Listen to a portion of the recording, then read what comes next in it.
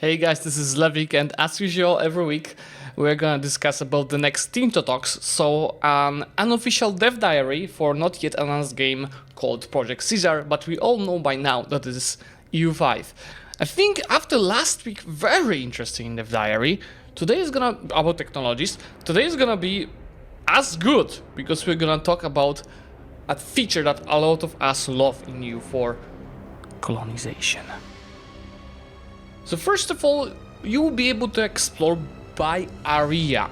As a reminder, in EU5 we have locations, we have provinces, and we've got areas. Size-wise, they're more or less the same as areas in EU4, maybe slightly bigger. We also get to see how geopolitics tab looks like. So this is the geopolitics tab. We've got to take a look at our expansion. So all of the bonuses that we currently have, colonization, maritime, and then within expansion, we've got exploration and colonies tab to take a look at. From my understanding, we'll be able to set a character, either a standard character or an actual explorer, to go and explore the specific area. And as you see, it seems that we are gonna have a queue of the exploration, that it looks like it.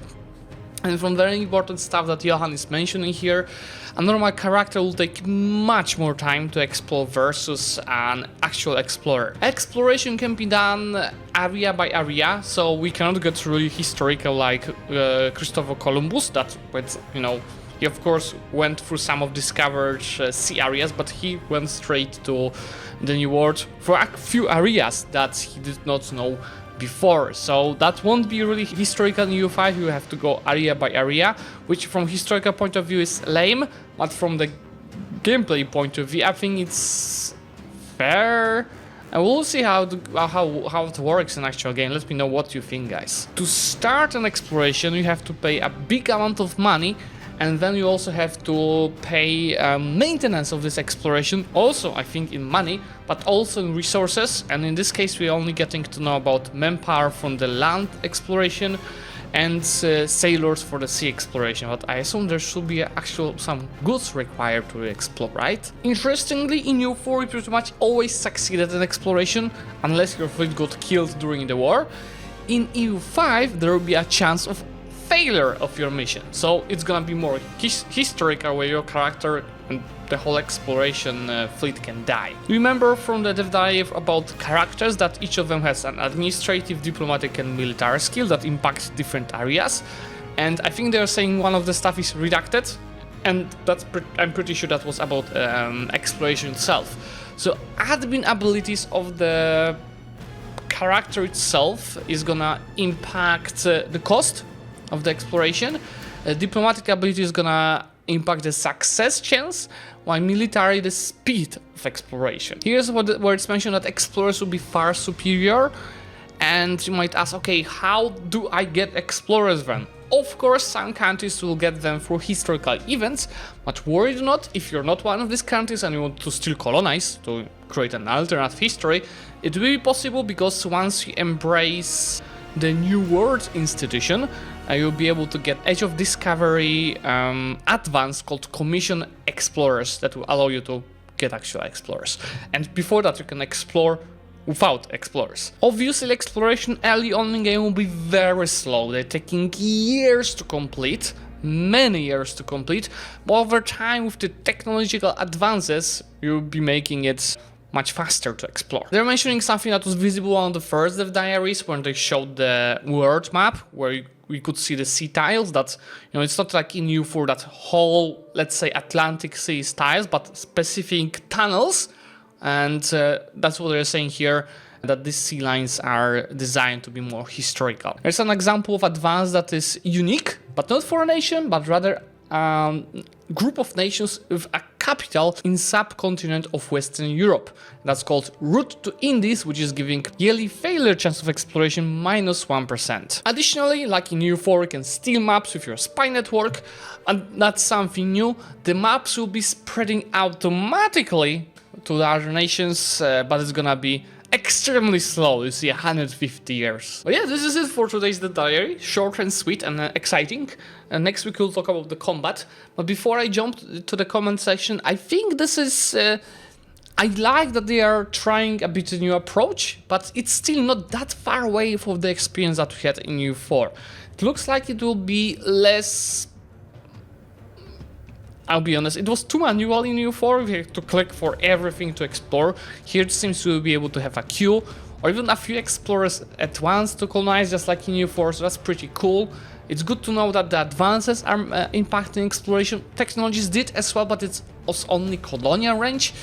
And I'm not sure how I like the fact that you have to explore area by area. And again, let me know, guys, what you think about this. Yeah, let's take a look at the comment section. And first of all, to check my understanding, to get to the new world, we need to explore each sea area along the way in turn. Yeah, but the open sea lane areas are really big. So we are talking about... This is Africa, these are Azores. Okay, see Azores to Bahamas and Antilles. It is one area to explore. Okay, that is making it much better. And then once we explore Atlantic, let's say it's Atlantic Gulf Stream, you'll be able to explore Bahamas, Antilles, American East Coast, Quebec, etc., etc. So okay. You can let me know in the comments, but I think this is quite good. The experience should be pretty nice about that exploration. Will it be possible to automate exploration on the same land? In some mods or vanilla EU4, it's annoying if I'm playing a nation which has terra incognita still, but I can't set someone to explore automatically due to being on the continent. No such limits in the game. I remember Medieval 2 Total War, you couldn't explore with earlier ships that were not designed for rough waters, open seas, and you had proper ships to explore, otherwise they get attritioned and sunk at sea. Would it be possible to have something similar here, where you need to have proper ships to explore? For open sea, yes. How will native nations be represented? Will it be like in Victoria 3, where you are different kind of nations, like EU4, where some land is uncolonized? Neither, it's gonna be unique. Missed this in my first read through, but this is a big change. The inland seas are going to be a lot more untouched for longer. Oh yeah, that's also something I did not read. Inland seas are also explorable. Johan, quick question. Does area you own here mean you need to own every location province in the area? A majority of locations provinces, or just one? We not decided. Okay, so maybe I also misread that. It's not like you can explore area by area, but also you need to explore area next by. I understand correctly. What about conquistadors? Are they depicted in game? Yes, but that's another mechanic completely, and something for later Tinto Talks. I wonder how exploration is going to be somewhat limited during the first 200 years or so of the game. Portugal hadn't even discovered Madeira and the Azores. There was already an European colony in North America, Greenland, that eventually got abandoned, etc. It is costly and not easy at the start, we are getting from Johan. Does the ship that I have impact this mission? For example, a squad of galleys, it is not using units. I think it was mentioned that there are no units is being used. It's not like in EU4, like you move a stack of the troops or a stack of a fleet for that mission. No, there won't be like moving of this in EU5. I love the idea that inland exploration will be more difficult. Will terrain, climate impact the speed of land exploration, or is it always the same speed? That impacts it partially, yes. Can you share maps with your allies? Request that allies share their maps. Hosting is the only alternative to exploration. Sharing maps is not yet coded, that's why I didn't mention that in the talk. Sailors and manpower are gone at the end of the exploration. A question when colonization will be explained, and Johan is saying that will be in the mid-August Tinto Talks, because we discussed about exploration but not colonization yet. Also, do be after a naval range that you'll need to reach specific. I think yeah. So I misread some of that stuff. If you go back, I think here. See, there's naval range. So instead of colonial range, we're gonna have naval range, impacting how far we can explore. And you are saying that currently it's balanced, so Portugal can barely afford exploring at the start, and maybe Flanders or Britain could gamble on it, but those tend to be far more busy with their other things, like English armies visiting regularly. How does naval range impact exploration? It's a limit. Exploration failure chance is yearly, right? Would that mean that the longer expeditions have slightly more chances to fail? Yes. Also, will the first nation to circumnavigate or explore 100% of the world get significant bonus for the rest of the campaign. No such mechanics yet. They might be coded. So exploration is like in EU4 done by area. While this is a logical choice, there are some historical voyages done that cannot be replicated by this system. Yes, I know, sadly it was a choice we had to do for a better gameplay over historical realism. So the same thing I mentioned a couple of minutes earlier. Can get a screenshot of what Terra Incognita looks like. We had it multiple times in the previous Tinto Talks. It's all black at the moment. It's nice, I hope that the new exploration system will slow a bit the colonizing efforts, making them more similar to historical progression, rather than having most of the globe already conquered by the colonial empires by mid-game like in EU4. Yeah, in multiplayer it's like 1550, 1570. That is one of the goals, yes. How these events during exploration don't become too repetitive, like in Victoria 3 where every new expedition you send out spams the same few events. Yeah, that is a big challenge. Well, yeah, I don't see any more responses so far, so that's all feedback I've got for you guys for today.